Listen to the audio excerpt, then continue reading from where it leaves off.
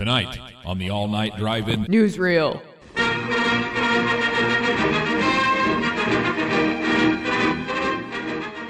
It's hooray for fucking Hollywood as we take a looky-loo at the Academy's new Best Picture Diversity Initiative, discuss what we can expect from this year's ceremony, and do a rundown of some of the nominees and make some predictions.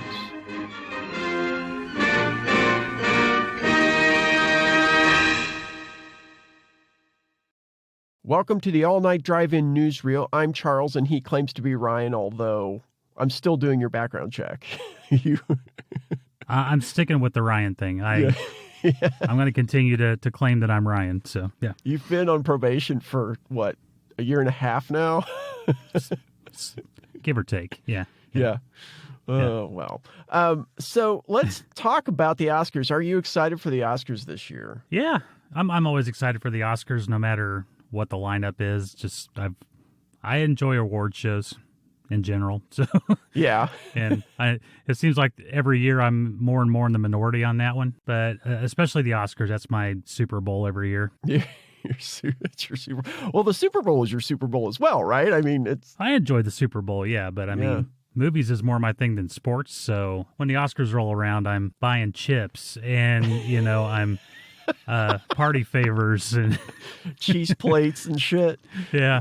Wearing T-shirts. I'm all in. So you're wearing movie T-shirts and painting your face up to look like. I paint my face gold, so I look like the statue. Oh, right. Yeah. Right. Well, it's a little known fact. I mean, talking about the Super Bowl and movie appearances, this is a little known fact. You actually appeared on a celebratory Super Bowl DVD, did you not? I did. That's right. Yeah. Our mutual relative, Marty. Oh, God, that guy. I had won tickets to the Colts and Steelers game. And for anybody that's a Colts fan, this is the year that Vanderjagt shanked the field goal and the Colts did not go to the Super Bowl. But I won tickets to that game. I was on the 40-yard line behind Pittsburgh's bench with Marty. And we were caught on camera waiting for Vanderjagt to kick that field goal. Both of us looking like a couple of dummies, staring off into the distance like, what's he going to do? What's he going to do? What's he going to do? But yeah, we got like 3 seconds screen time on that DVD set. So yeah. And you got your credit on IMDb, right? Like they put you up there, didn't they? Got my SAG card and everything. Yeah. Benefits. It's great. That's really awesome. Just for going to a football game, man. Changed my life. I'm really happy for you. You didn't get nominated for an Oscar though, which is a shame. And I'm more of a utility man. Right. I'm not going to be nominated for any Oscars, and I'm okay with that. You're more of a below the line. Actually, you're not a below the line worker. You're more of a below the belt worker. Right. Exactly. As Kevin Smith says, I'm one of those actors who's more like the glue to a show than... or the goo. The goo. That's definitely more like it, the goo, yeah. So let's talk about the new diversity initiative that the Academy put in place last year. Did you hear about this? The one that's taking place in 2024? Yeah, Is that what right. It was? Right. Yeah. The Best Picture thing. So if we could go over that really fast for those of you without the benefit of, I don't know, the fucking internet. They basically put in these requirements for movies that want to qualify for Best Picture. So my impression is that it's only for Best Picture, right? It's not for Best Actor or Best Actress, all the rest down the line. Is that kind of the way it read to me? Yeah. Yeah. So basically, they want to establish standards that would be more inclusive of people of color, of women, of LGBTQ people, and people with cognitive or physical disabilities or who are deaf or hard of hearing.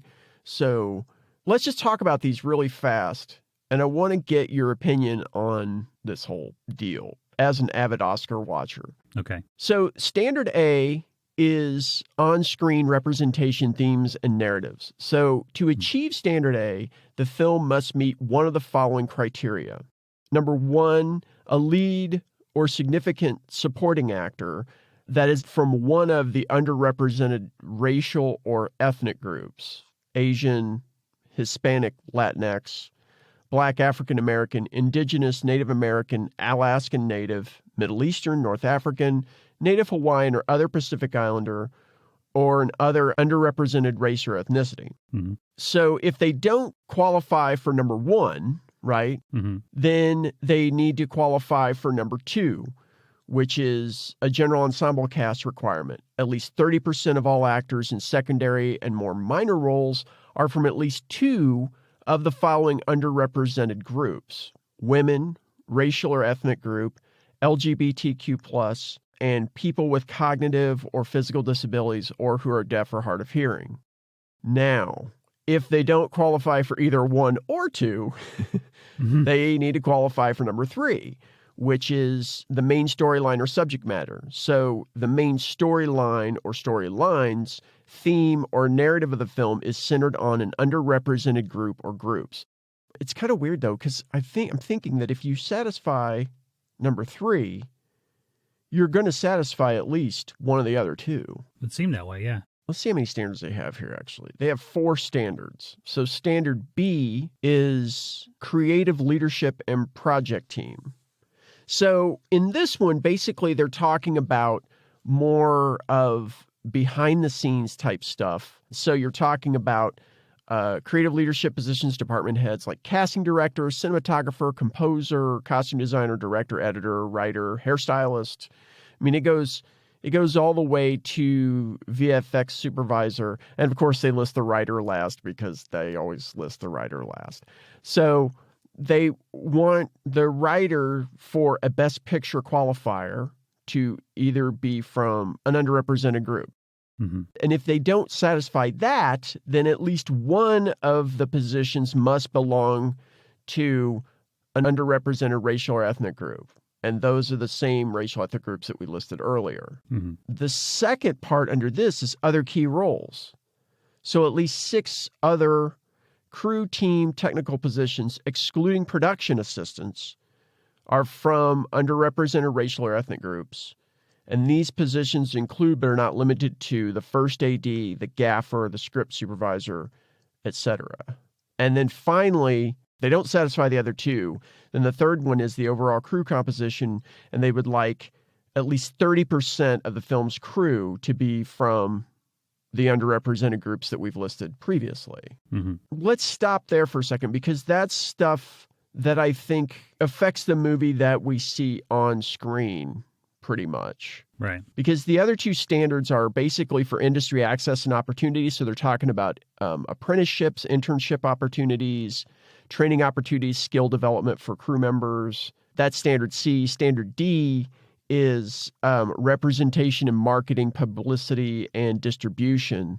So you're talking about like having senior executives at the film company from underrepresented groups on their teams, like the marketing, publicity, and distribution teams. Right. So what do you think about this? As a person who watches the Oscars and as a person who's interested in the Oscars, or just interested in movies in general, what do you think about this? I think it's a good thing for sure. Mm-hmm. The one thing that's going to be interesting to see what comes out of this is what stories get told. Right. And get nominated, because at this point, if in order to be considered and having on-screen representation, this is going to rule out a lot of historical films. It's going to rule out a lot of Merchant Ivory type films. Emphasis on ivory. There's going to be a lot of classic Oscar bait fare that's not going to be entered, specifically because the stories are all white in general. Mm-hmm. So that's going to be a good thing, I think, because it's going to fuel creativity. It's going to force people to tell stories outside of what we're all used to hearing. Right. Maybe instead of having a stale Hollywood like we currently have, where the only thing that becomes popular or culturally relevant are superhero movies and remakes, maybe we'll start hearing some interesting stories that actually grab the public's attention and their imagination. Maybe we get some better stories out of it. Right. Right. So I think it's a great thing. And if I'm wrong about this, tell me, because I'm there's a lot going on there with what you described. But Sure. if you have an all-black crew, but you have an all-white story, the people are going to see what's on the screen rather than know what's going on behind the scenes. You know what I mean? Right, but the Academy will know. And the idea is that, well, if the Academy says they qualify for Best Picture, then they do. I have seen some arguments from, well, your typical asshole like Bill Maher saying, Right. well, look at all the past few years, the Best Picture winners like Moonlight and this and that and this and that, and those are all black films, and, why are we trying to be so woke and all this horse shit? But then I heard an argument against it from a really surprising place from Viggo Mortensen. Viggo Mortensen, who basically kind of benefited in a way from a whitewashed movie, The Green Book. Right. And his whole thing was that he said that he was afraid that this kind of thing would limit the creativity of writers and directors and kind of limit their creative vision. And I was kind of like, Viggo Mortensen, a very successful actor, probably got a lot of money in the bank. Have you talked to my buddy over here, Warner Brothers? Have you talked to my friend Universal? Like, they want to have a word about creative independence, For the record, not that anybody gives a fuck. I like them too. But the reason I like them is because, everybody has a drunk uncle. Everybody has that guy.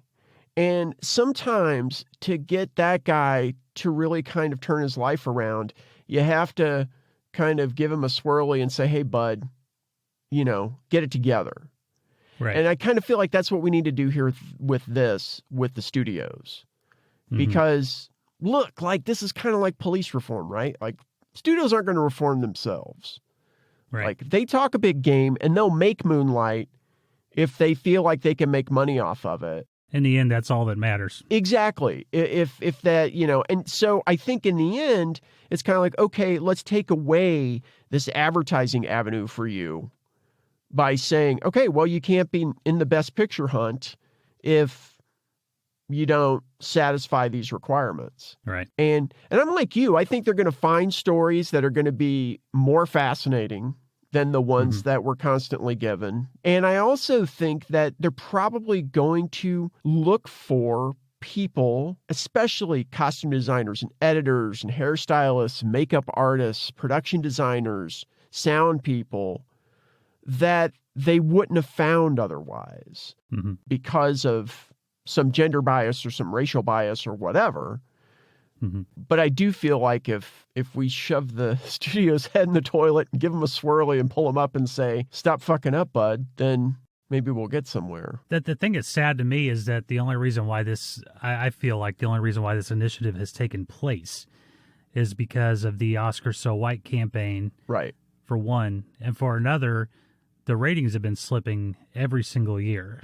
Yeah. And because there are no big attention-grabbing movies this year because of what the pandemic did to the movie industry last year, this year's numbers are probably going to be down as well. So I feel like if it wasn't for the pressure put upon the system to institute this new rule, nothing would have changed anyway. Right. And, now they're seeing the bottom line. It's like, oh, well, we're losing, viewers of different races and that sort of thing because they don't want to tune in to see a bunch of white people win again. And so the pressure put on them is the only reason why this is happening. Otherwise, I think it'd be business as usual. I think one thing that people learned, especially really stubborn, really racist, really sexist, really shitty people have learned, is that even with all this stuff, you can kind of hunker down and still weather the storm a bit, and so there are certain people that, certain filmmakers, let's say, that people still talk about in glowing terms and defend, even though there's, say, a whole documentary series out there about how they're an incredibly shitty person. I do feel like this is the kind of thing that is necessary. And, guys like Viggo Mortensen will get used to it. Yeah. I think giving them 4 years is more than enough time for them to get used to it. Right. I mean, I like Viggo Mortensen. And yeah, I like his movies, but, fuck him a little bit. I mean, 'cause, right. Yeah. Let's move on, though, because you talked about the ceremony and things slipping. Let's move on to talk about the Oscar ceremony this year, because there's been a little bit of weirdness going on around that as well.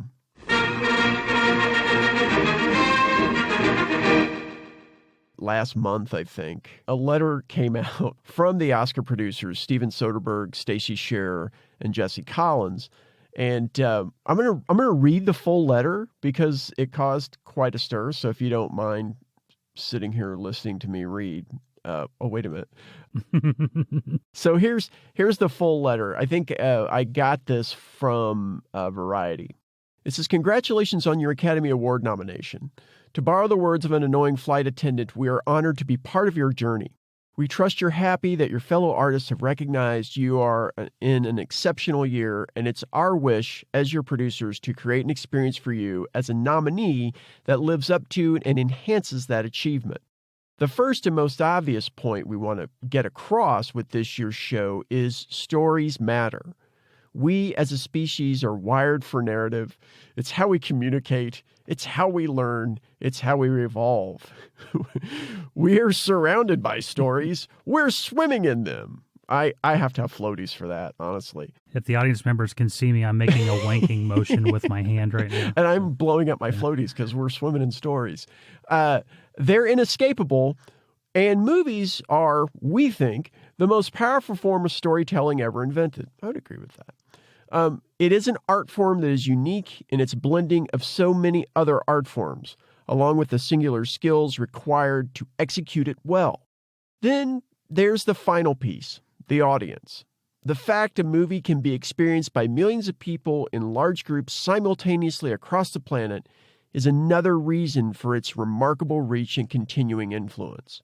Therefore, if stories matter, then the people who bring those stories to life matter. See how they're kind of, here's the twisting of the first screw.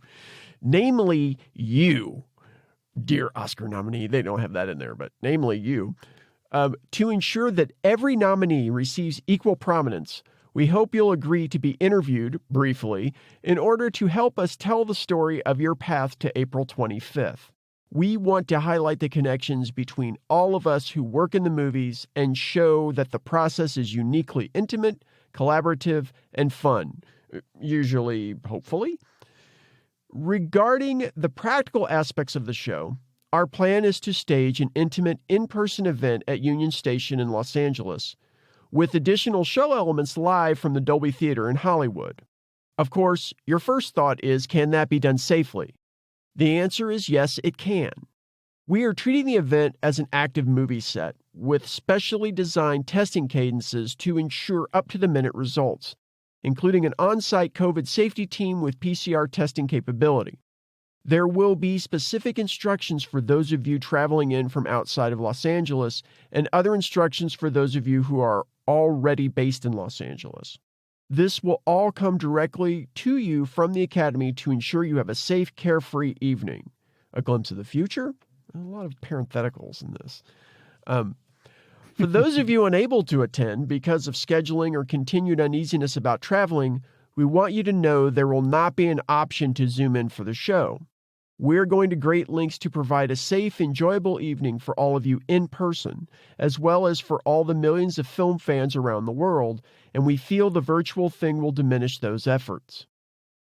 Our speech about speeches. It is our belief the show isn't quote-unquote too long because of the speeches. Having said that, we'd like to say this. With great freedom comes great responsibility. And if you're wondering what we mean by that exactly, we mean read the room. Tell a story. If you're thanking someone, say their name, not their title. Don't say my manager, Peggy. Just say Peggy. Make it personal. The audience leans back when they see a winner with a piece of paper in their hand. The good news is you should be pretty relaxed by showtime because you will have been at a pre-show gathering in the Union Station courtyard with alcohol. Right, for the previous 90 minutes with your fellow nominees and their guests. Only nominees and their guests will be attending the show, by the way. Oh, and the presenters. We're aiming for a feeling of casual exchange and good humor. Sounds like a fucking ad for Dr. Kellogg's Spa or something. Fucking hell. You're wondering about the dress code. As well you should. We're aiming for a fusion of inspirational and aspirational. which in actual words means formal is totally cool if you want to go there, but casual is really not. So business casual? Finally, much has been lost and much has changed since the last Oscars. We will acknowledge that while reminding viewers of the power and necessity of stories to carry us forward, and how movies, in particular, create a special kind of connection between people all over the world. We look forward to seeing you on April 25th. With all our movie love, Jesse, Stacy, and Steven, 93rd Oscars producers. Okay. This sounds like the kind of press release that we get at work whenever they tell us that they really appreciate our work-life balance. And then they try to hype up how great the new attendance policy is, even though it's incredibly oppressive. This, it reminds me of, although I don't seem to get the emails very much, but I subscribe to Soderbergh's Extension 765 website. Mm-hmm. And sometimes they send out these emails that are really funny, and they're written by some fictional person in some fictional department. And they always refer to him as Mr./Dr. Soderbergh, or the other way around. And it's really funny, right. But, some of that is in there, but some of it also feels very kind of like what you said, like passive aggressive, like, we know, hey, it's cool. What is inspirational and aspirational mean when you're picking out like a suit for the evening or a dress or something? What does it even mean? I don't know. I really hope somebody clowns on that, though, and gets on stage with like a blazer, a polo, and some khakis on, as if they're going to a work function. With aspirational, like in rhinestones across the back of it. Yeah. Inspiration up front, aspiration in the back. Whatever. So this obviously caused a backlash. I mean, no zooming, Right. Plus, nobody's talking about how this is running at Union Station when the trains are still going, I think. I don't know how that's going to work out. I don't know what that setup's going to be like, because I don't know anything about LA's Union Station. But they don't want to have the zoom-in thing. And I guess that a lot of people were upset about that because they were thinking, well, the international nominees, they can't be there. Right. Or if somebody's working on a film right now, you got to think, you have 2 weeks of quarantine coming to LA. Then you have the show, and then if you go back to wherever you are, it's another 2 weeks of quarantine, most likely, before you can be back on the set. So like you're talking about, like if you have a nominee who's working right now, their production basically would shut down for a month if they're in the majority of the scenes. Yeah. So that seems crazy, you know. But I guess that according to in this IndieWire article that I'm seeing now, apparently they've kind of solidified some plans and kind of fleshed out some stuff. So Soderbergh says this is the walking definition of trying to build an airplane while it's in the air. Yeah, well said, buddy. He's been shooting his second film during COVID right now, apparently.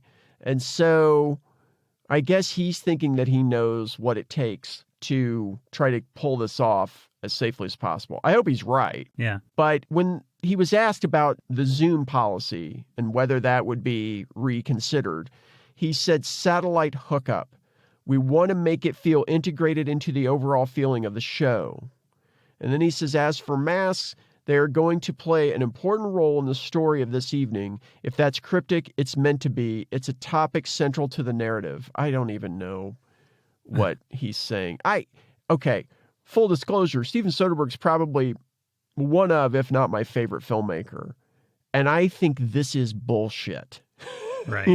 Right. Like I'll tune in just to see how they pull it off, Yeah. And there have been quite a few years in the last few years where I just missed the Oscars, not because I have some protest against the Oscars. It's just because, honestly, after being a cord cutter for so many years, like I just don't even know when they're happening. Like, that's why I'm here. Yeah. Yeah, right. I have no idea what's going on. But yeah, I mean, apparently, according to this IndieWire article by Ann Thompson, Emerald Fennell, who's nominated for directing and writing for Promising Young Woman, I guess she moved into a Los Angeles Airbnb this week, leading up to the ceremony. So, I mean, there are other people like Thomas Vinterberg, writer-director of Another Round, is actually, and his producers are coming in from Copenhagen to Los Angeles, since I guess they're not working or whatever. Mm-hmm. But like Anthony Hopkins isn't coming. So, right. And it Nor says, should he. And it says here, while the Oscars will primarily be held at the Dolby Theater at Hollywood and Highland, as well as interiors and exteriors at Union Station, where sets are now being erected 24/7, the producers are arranging 10 to 12 Oscar hubs around the world, starting in London and Paris, which will join via satellite feeds in the wee hours of April 26th. So I guess that's how they're going to overcome the Zoom thing. I hope to God no films from Africa are nominated for right. It just feels like it's trying a bit too hard. I think people are so in such a hurry to get back to doing shit like this. Right. That I'm just kind of like, look, the more you hurry, the longer it's going to take. Right. It's kind of like me baking a cake. The more I hurry, the longer it's going to take, because I'm going to be baking like 3 cakes because I'm going to fuck up those first 2, Right. Right. And, but what do you think about it? I mean, maybe I'm missing something. God, I don't really know what to think about it, honestly. I like you, I think it's mostly bullshit. I feel like this time next year, if things continue to go as planned, that they'll be able to go back to business as usual and have a Kodak theater or whatever they call it now, full of people. But in the meantime, I feel like they should err on the side of safety and allow people to do the Zoom calls. And, it's 1 year, hopefully, that they're going to have to worry about this. So I just feel like they ought to continue to go and err on the side of safety and do it that way. I can't really picture what they're doing. Certainly they're going to have to shut down Union Station for this event. Right. And that seems excessive to cut out public transportation for an event like this. Well, the thing that I heard, though, I think that I heard somebody say at some point that the trains are still going to be running. So I don't understand how that's going to work. I don't either. I don't understand how it's going to work. I mean, I'm going to try to tune in somehow. I don't know exactly how I'm going to do it, but I'm going to try to tune in just to see how it's going to work. Yeah. Hey, look, honestly, I'm not going to lie to you. When I heard that Soderbergh was one of the producers, I was like, okay, I'm in. I'm just going to watch it, because I'll just watch anything that little egghead does, Right. I know that there was some controversy with, what was it, like the Emmys or the Golden Globes or something like that, where like Sudeikis showed up in a sweatshirt, but then, somebody said something about one of the women nominees showing up, not dressed, or they felt like they had to show up dressed up or something like that. There was a little bit of like, okay, there's a bit of a double standard here, which I would agree with. I mean, but I also feel like I know that the Zoom thing probably makes it awkward. Right. But at the same time, it kind of lets people know, hey, these people are kind of in it just like you are. I mean, granted, they have millions of dollars or whatever, but they're still just kind of in it the way you are. Just as susceptible to it as anyone else. Yeah. And honestly, like, I don't think the public at large loves movies the way these 3 producers purportedly think they love movies. Mm-hmm. Because honestly, like we will go at a movie on this show and fully realizing that it's hard to make movies and everything. But I mean, the majority of people who quote unquote love movies now are people who sit around and rank movies worst to best, Yeah. Yeah. And I don't think that that's a love of movies, Mm-hmm. I don't think I don't think that necessarily loving spectacle and loving every blockbuster that comes out of Marvel Studios is loving movies. Mm-hmm. So, like I said at the top of the show, hooray for fucking Hollywood, right? Like, I don't think hooray for Hollywood is really a sentiment anymore. No. And so, I don't know what to think of it. I mean, I want to give them the benefit of the doubt and I'll watch it, but why not just fucking figure something else out, Yeah. Not allowing the Zoom calls, I think, is really kind of shitty. Yeah. And I know it kind of makes it look low rent when you're doing a Zoom call, and sometimes the feed is not good, and Daniel Kaluuya's speech was completely fumbled for the Golden Globes, and it's not ideal. You know, it's not ideal at all, but it's a way to make the show work, and I think they should stick with it. What do you think about the idea of them not having a host? I think that's a good idea. Yeah. I think it's a good idea. The hosts have either been lackluster or they've ended up courting controversy in one form or another. Yeah. And I don't think the show needs a host. Yeah. They've had other shows recently that didn't have a host and they went off without a hitch, and I think it does fine. You have an announcer, you have people come out, you have maybe a guest come on at the beginning and do a little funny thing, and then you just keep moving on with the show. I think the show moves smoother without a host.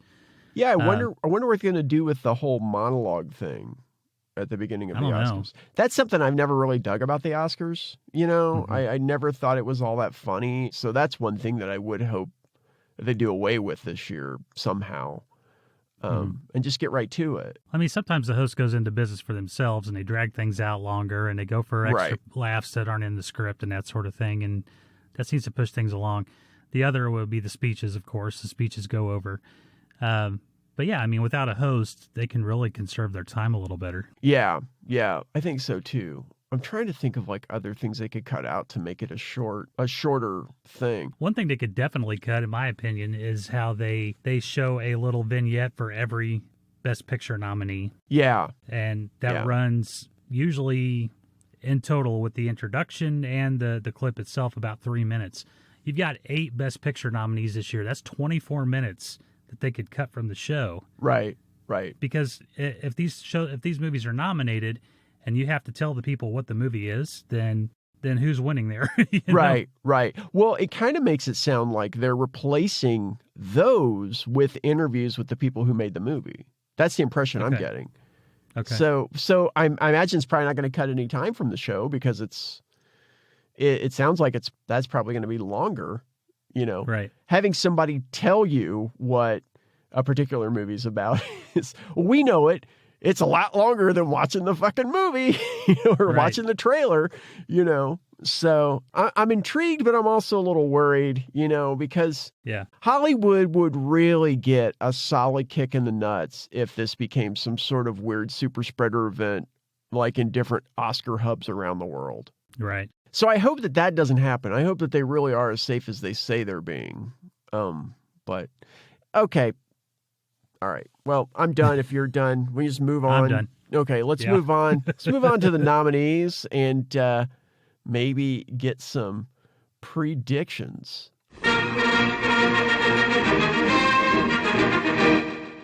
Okay, so let's just run through the nominees for what we got here. Supporting actress, supporting actor, best actor, best actress, writers, because original screenplay, adapted screenplay, directors, international films, animated films, and then best picture. So this show will only be another 3 hours long. Okay. We're going to cut it down this year. We're going to get our speeches shortened.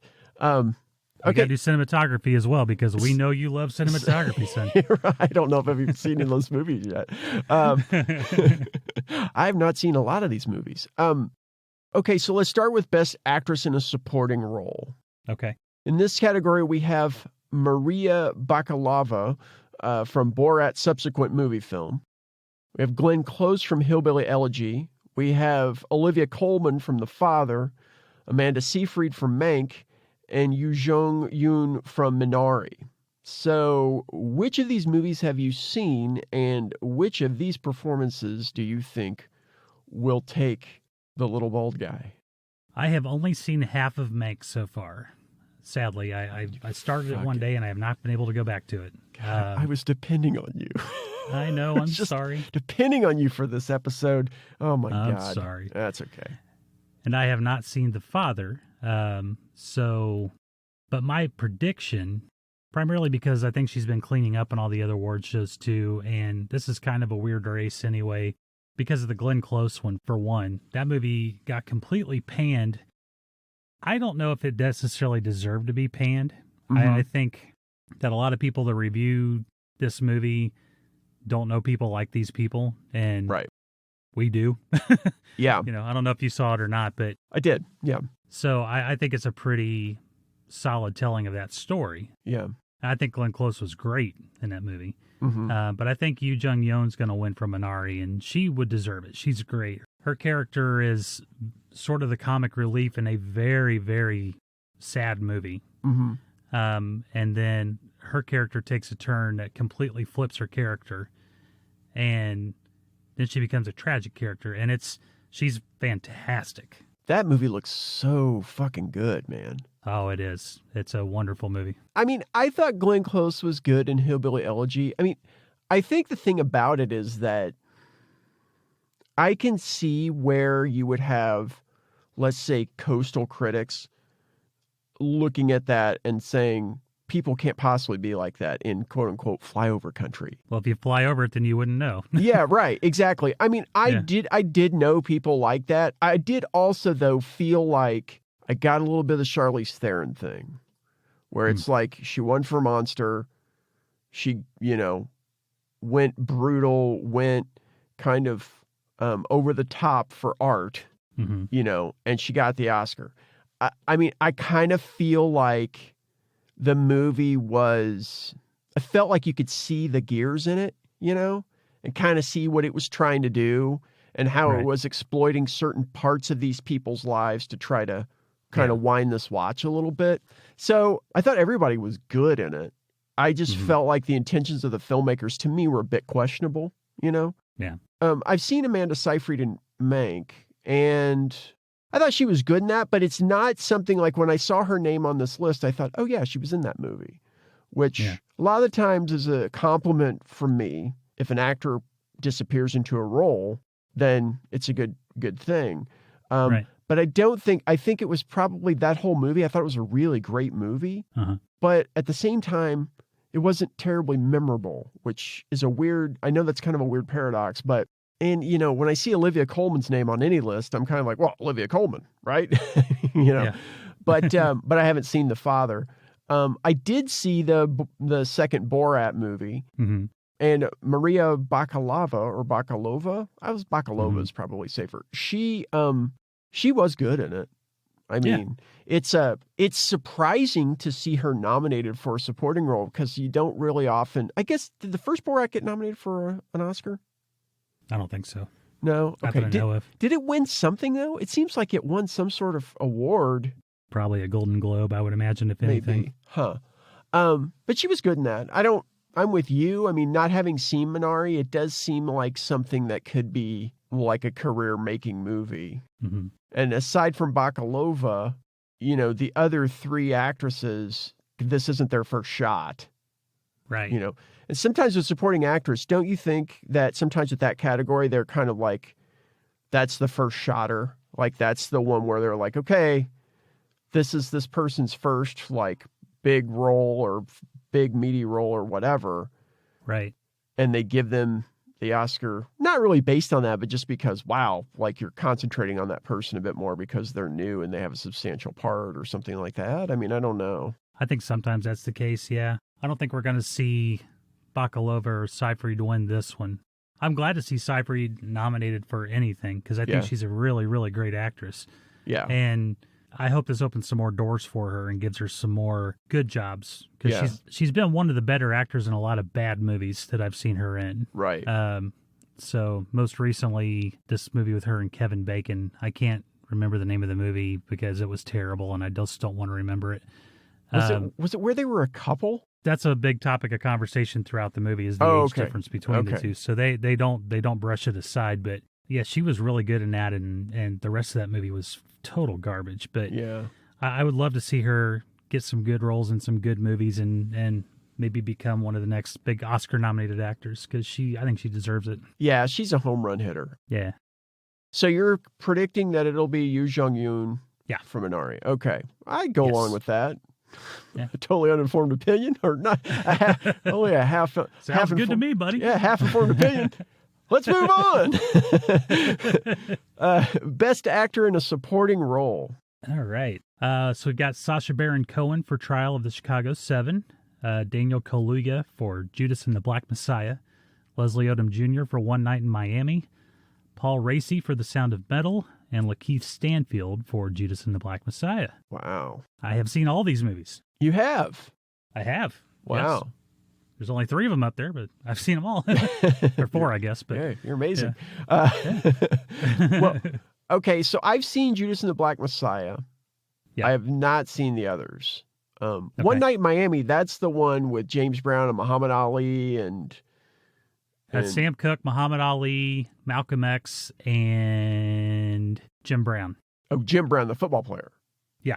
Okay. Yeah. Okay. Yeah, I want to see that. That looks really good. It's a really good movie. That's Regina King's directorial debut, and she nails it. No shit. Well, Fucking great. I'm going to go watch that after I get done with this horse shit. Wow. Amazon Prime, son. I did not realize that was her directorial debut.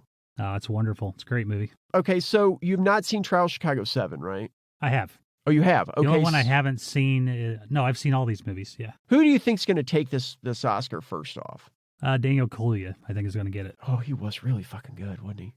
Yeah, he was.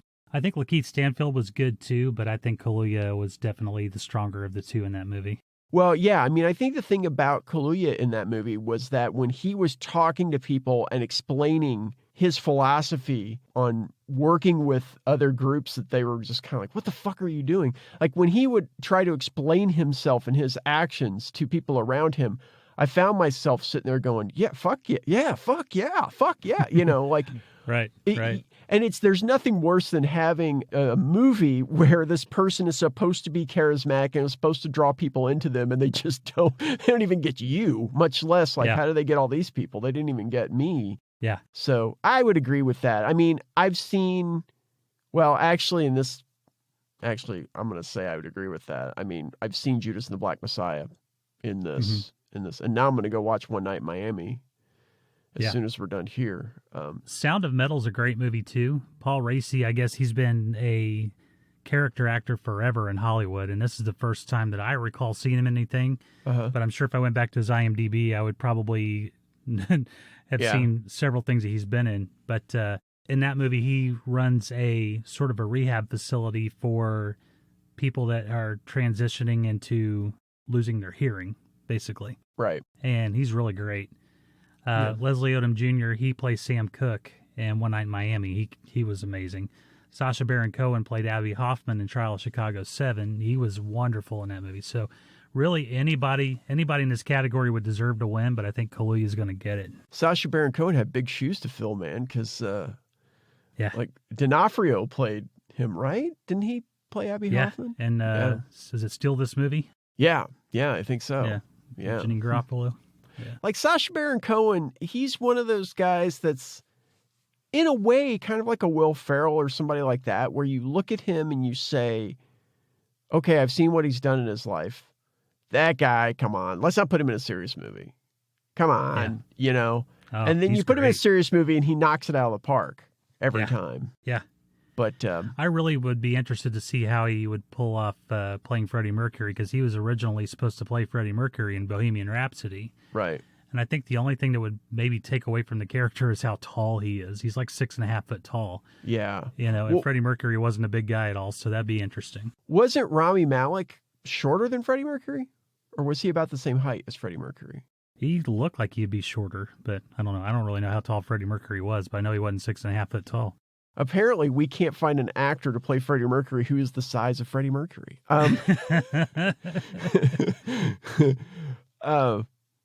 Okay, cool. Daniel Kaluuya. Okay. Yeah.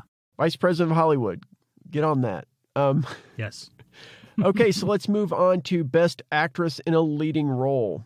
All right. We have Viola Davis in Ma Rainey's Black Bottom, Andra Day in The United States versus Billie Holiday, Vanessa Kirby in Pieces of a Woman, Frances McDormand in Nomadland, and Carey Mulligan in Promising Young Woman. I have seen 2 of these movies. Ma Rainey's Black Bottom and United States versus Billie Holiday are those movies that I'm kind of like, okay, when I'm not editing something or writing a script for something, I'm going to sit down and watch this movie, and then I don't ever do it. I have seen Promising Young Woman and Nomadland. I have not seen Pieces of a Woman. I've not seen Billie Holiday or Pieces of a Woman. I've seen the other 3. Okay, Nomadland, I thought Frances McDormand was good in that. Mm-hmm. I also feel like I've seen Frances McDormand do that part. Yeah. You know, some form of it previously. She's brilliant. She always hits a home run. So, okay. Right. You know, Carey Mulligan, I thought was excellent in Promising Young Woman, quite honestly. Oh, yeah. I don't know. Viola Davis's name is on the list, dude. I can't vote against Viola Davis. I love Carey Mulligan in Promising Young Woman, and I've not seen Ma Rainey's Black Bottom, but I've got to go with Viola Davis for the win because I love Viola Davis. She would definitely earn the award. She was amazing in that movie. But like Frances McDormand, she can't do anything wrong either, in my opinion. I think That's true. Both just every time out, they're the right person for the role, and they always nail it. So I'm a ride or die Viola Davis guy. That's kind of how it shakes out. Yeah. Because I really love Carey Mulligan, and I thought she was fantastic in Promising Young Woman. Mm-hmm. And I don't know that critic's name, and you know which critic I'm talking about. I don't know that asshole's name, but he should probably lose at least one eye to somebody's thumb for writing what he did about Carey Mulligan. Where he said she wasn't pretty enough to play that role? Yeah. Is that the one? What the fuck is he talking about? God. What does that even matter to this character? It doesn't matter. And she was perfect in that movie. Just absolutely flawless. She's my pick, actually. I can't argue with it, Yeah. Of the three I've seen, Mulligan's role was my favorite, followed by Viola, followed by Frances McDormand. Yeah. So, okay, cool. Yeah, I could see that. I think you're probably right. I think Mulligan's probably going to pull it out, but... See, I don't think she will. I think McDormand's going to win it. Really? You think so? Yeah. Because I feel like, I don't know, McDormand was really great in that movie. She seemingly wins everything whenever she's nominated, and that's great, but she's done better work, in my opinion. Yeah. This is a really interesting, beautiful movie, but I just don't feel like it had the substance to it that some of these other movies did. And in hindsight, I don't understand why it's seen as being the better movie than some of these other ones in general, because it's winning the majority of the awards. That's what I'm wondering, if that's more of the promotion machine. I'm kind of looking at some of these movies. I'm thinking, some of these movies are great. Some of these movies I haven't seen, obviously. But some of it I also think is the promotion machine. Mm-hmm. I'm like you. I thought it was a great movie, but I also was kind of not understanding exactly why it was being nominated, because I'm kind of like, well, wait a minute. If you're going to nominate that movie, you're not going to nominate movies that are made by Kelly Reichardt, for instance. Like Wendy and Lucy isn't going to be nominated. Michelle Williams wouldn't have been nominated for Wendy and Lucy, or Meek's Cutoff, or Certain Women, like, I don't know. And I feel like there might be some, that was premiered on Hulu, right? So, so is there Hulu money behind this? Is it big Hulu coming for the Oscars? I think Hulu's majority stake owner is Disney, so very well could be. Yeah. Okay, so you're up next there, kiddo. Actor in a leading role. Yes. Okay, we got Riz Ahmed in Sound of Metal, Chadwick Boseman in Ma Rainey's Black Bottom, Anthony Hopkins in The Father, Gary Oldman in Mank, and Stephen Yeun in Minari. I'm thinking that Boseman's probably going to win it. He was great. He's amazing in that movie. Yeah. Would deserve the award. I think there is some posthumous feelings in that. Did he ever win an Oscar while he was alive? Nothing to know of. Well then. I don't even know that he was nominated. He may have been nominated while he was still alive. Uh-huh. I just watched his biopic of James Brown called Get On Up recently. He should have been nominated for that. Fucking unreal. But I think he'll win for this one. I have not seen The Father out of this group. I've done only half of Mank. Gary Oldman, he's one of those lifetime achievement people. I mean, he's great in everything. Right. Stephen Yeun, who we know from Walking Dead, right? As Glenn, the guy who got his head bashed into oblivion and subsequently killed the series. Whoa! Spoilers! I'm just joking. Fuck him. That show's like 12 years old now. So that something that I agree with you though. That did kill the series because he was one of the guys that I was just kind of like he's going the distance. And I know they did it to be shocking, but I'm kind of like, you know what? Sometimes you can be shocking and not ruin your story. Well, they killed another main character in that same episode, and that was shocking enough. I mean, his death alone was shocking enough. You didn't have to kill off one of the main characters like that, too. Right. Yeah. Fuck Walking Dead. These motherfuckers. Yeah. So Riz Ahmed is quickly becoming the Lifetime Achievement guy, right? I mean, He's wonderful too. Yeah. He's a good actor. Yeah.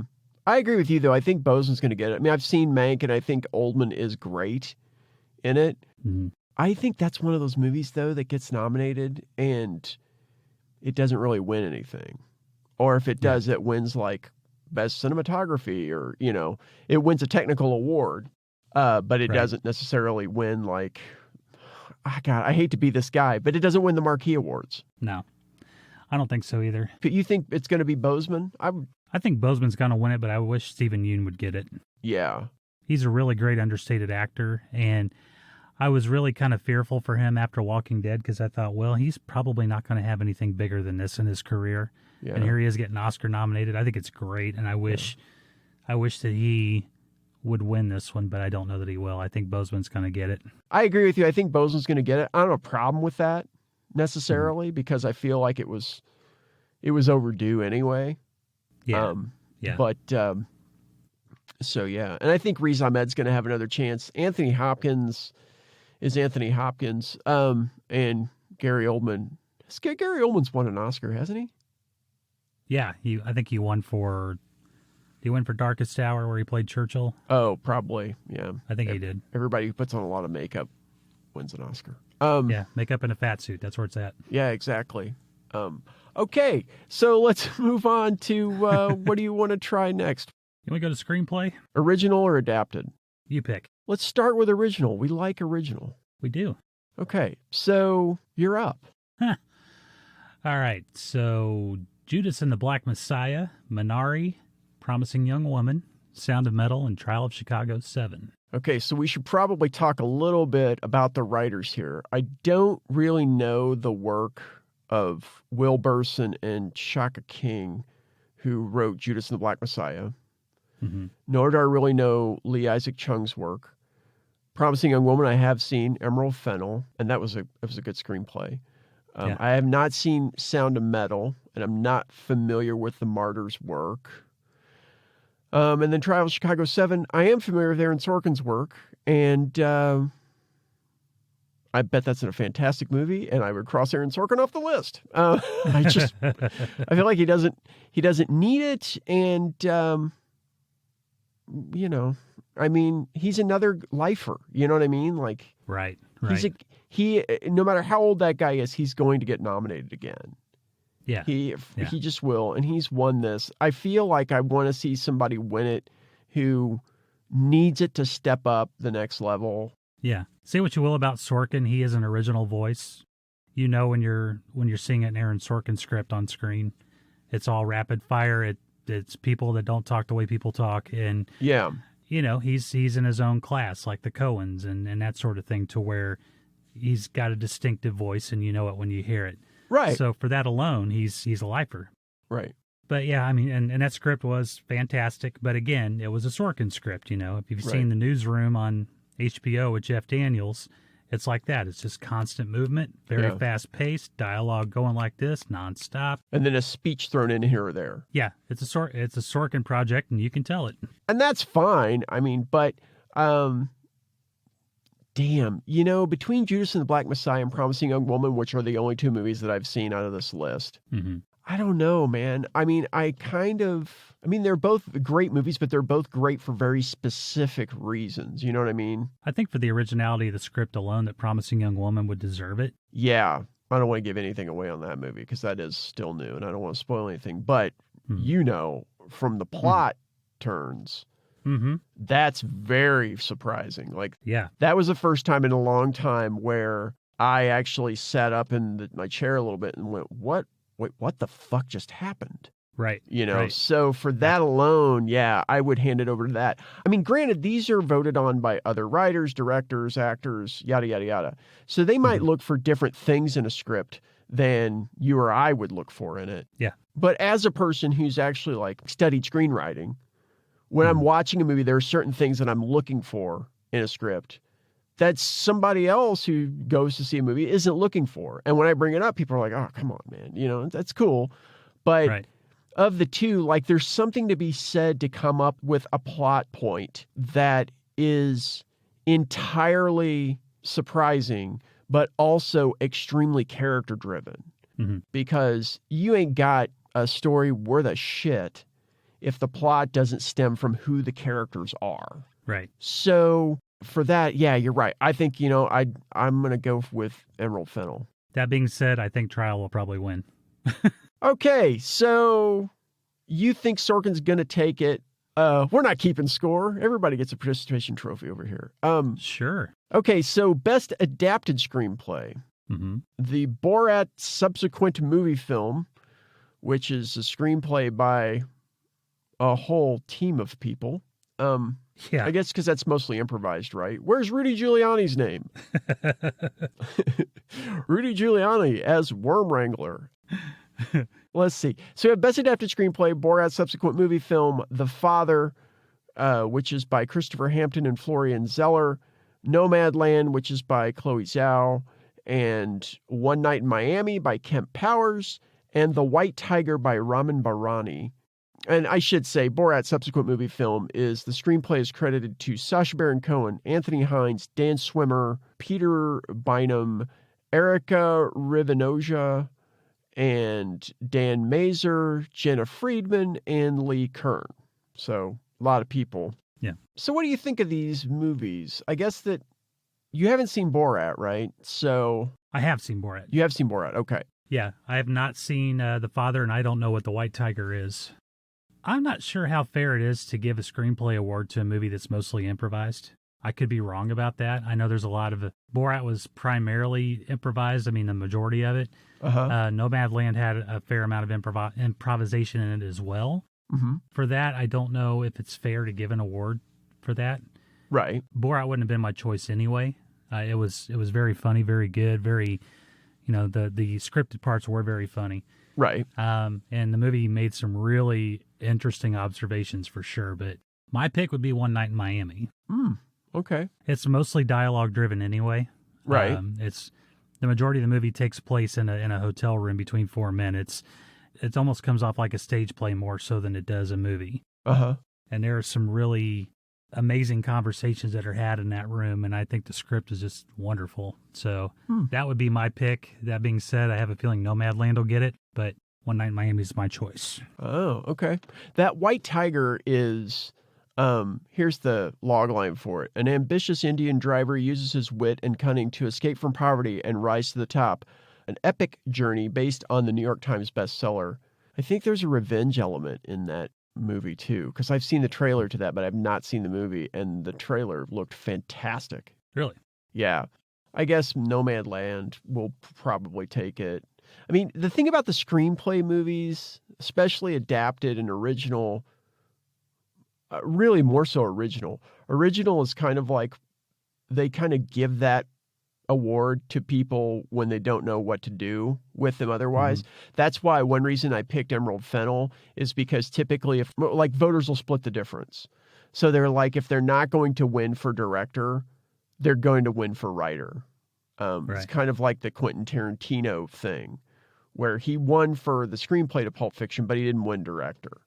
So that's why I picked Fennel. In this instance, yeah, I don't know. I mean, I guess even though I haven't seen it, I'm going to vote for One Night in Miami because I think that looks like a really interesting film. And I think that pulling off having conversations in a room on the page is a lot harder than people realize. People think, oh, well, it's easier because they're just in one place. And it's like, no, it's a lot harder for both the director and the writer because you've got to think about how people move and what their attention spans are like. And then you've got all these characters and you can't hide behind anything because they're all just right there. And you have to inhabit their voice as much as you can. So I'm going to go with One Night in Miami. Okay. Let's move on. What do you want to go to next? You want to try Best Animated Feature? Well, I'm looking at two categories. You got animated feature and documentary feature, and I can tell you I've not seen any of the documentaries. I don't think I have either. My choice would be the only one I've actually heard anything about, which is My Octopus Teacher. I've not heard of anything else about the other ones. That sounds like it should be an animated feature. Yeah, it does. And the only two animated features I've seen are the two Pixar movies, and my pick would be Soul. So, okay. Yeah, I haven't really seen any of the animated features. myself.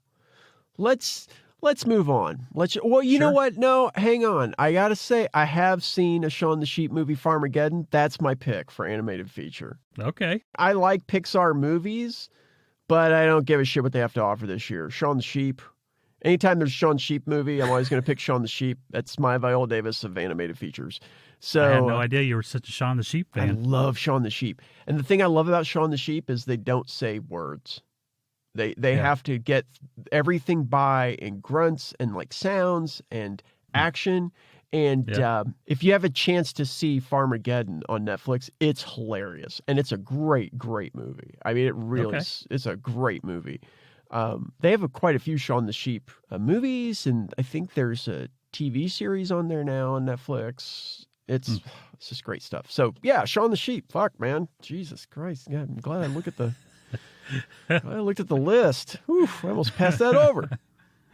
The documentaries. I have not seen the documentaries this year. I mean, I'm looking for them on my list here, and I'm not finding them. They probably put them at the bottom of the barrel because, yeah, they did.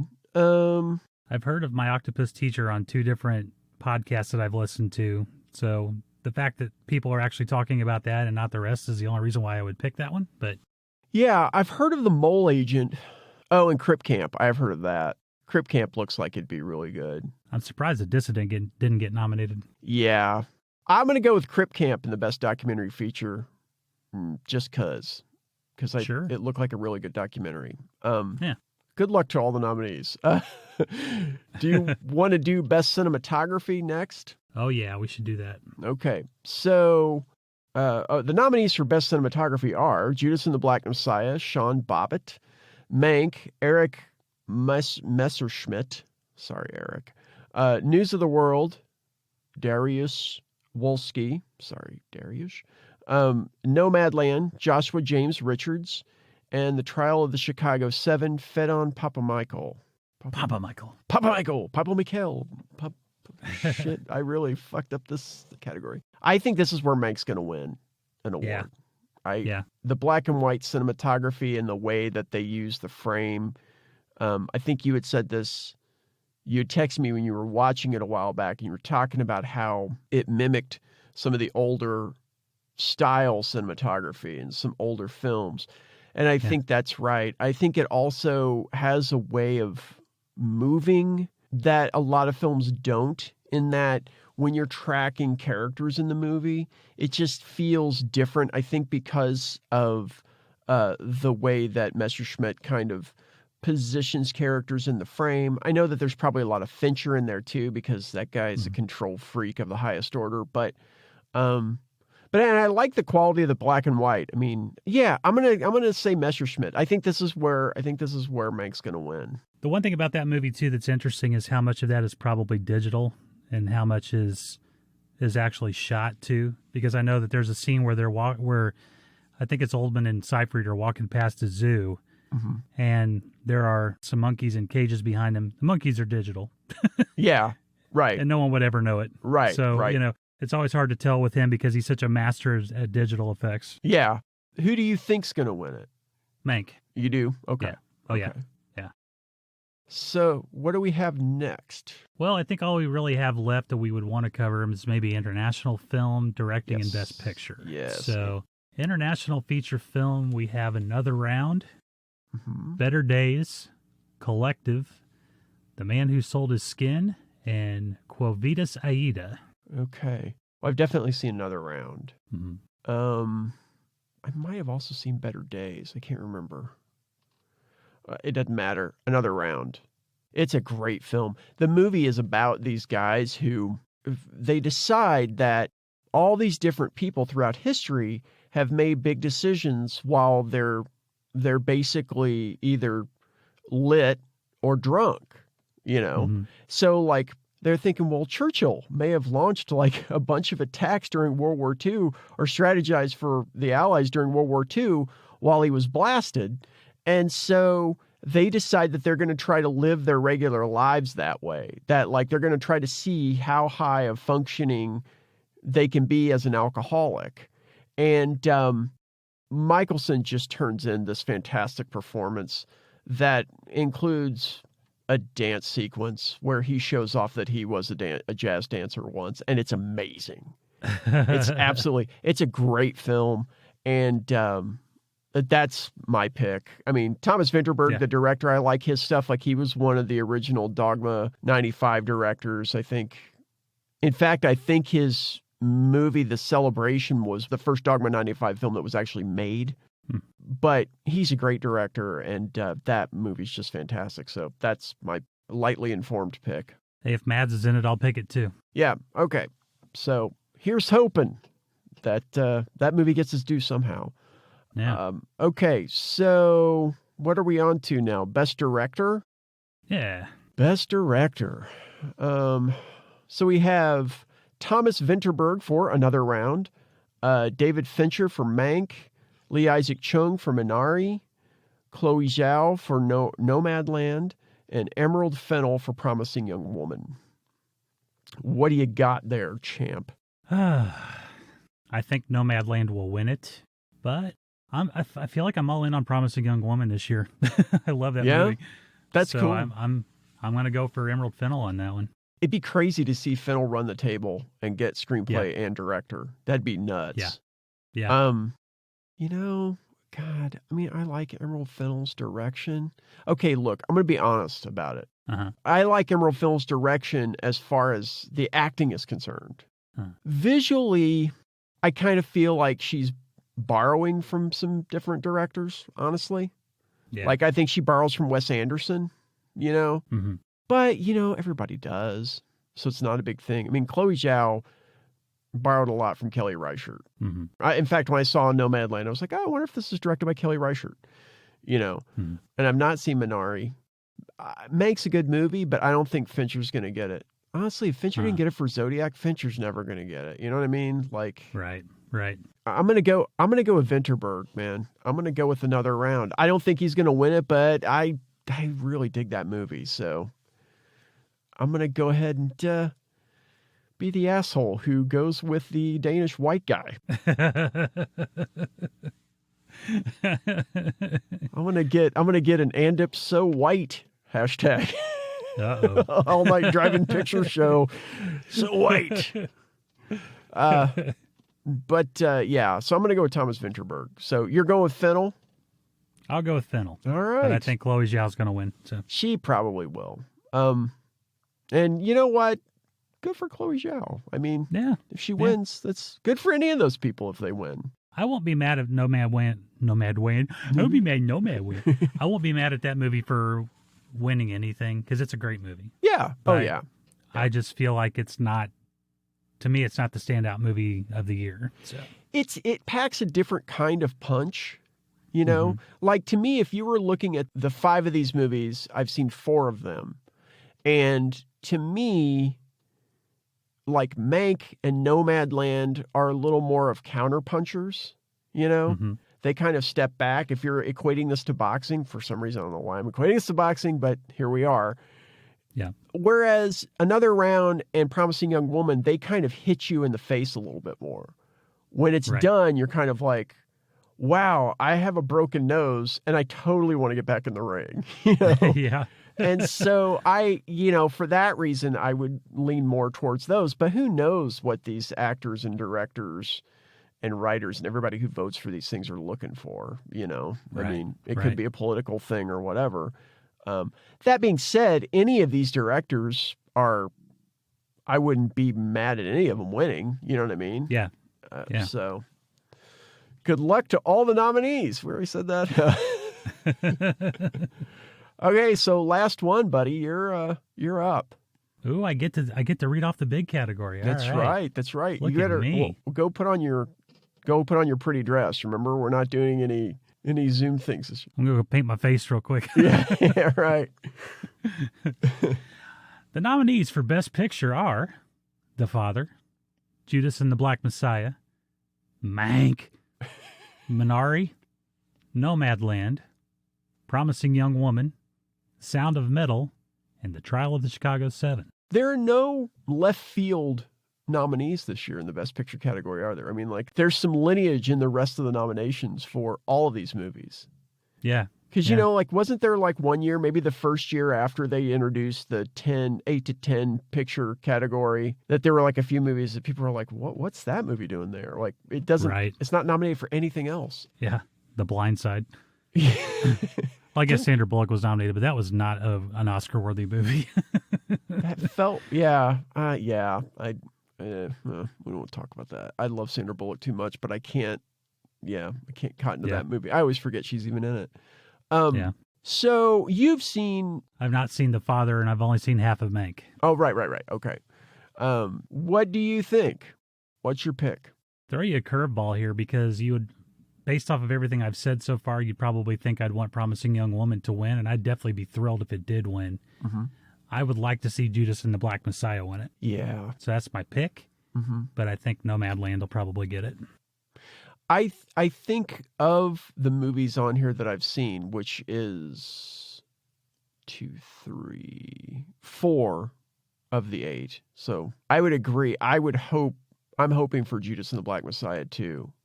Yeah. I think primarily because between that one and Promising Young Woman, those are the ones on here that I think about more often than the others, Yeah. I mean, I actually, honestly, think about Promising Young Woman and Judas and the Black Messiah almost every day. Something comes to my mind. I'm like, oh, yeah. Oh, remember that? This part or that part. Yeah. Yeah, I'll go with Judas and the Black Messiah. All right. So, wow. Look at that. We did it. That's an Oscars 2021 prediction report. From your friends at the All-Night Drive-In Picture Show. Yeah. Who everybody listens to. For Christ's sake, tell a friend. Will you? Come on. Yeah. Allow zoom in speeches, Soderbergh. I know you're listening, you shithead. All right. Well, thanks a lot. Enjoy the show. Hopefully Enjoy the show. Hopefully this will be up by the time the show actually airs. All right. We love some of you very much. Yeah. Take care.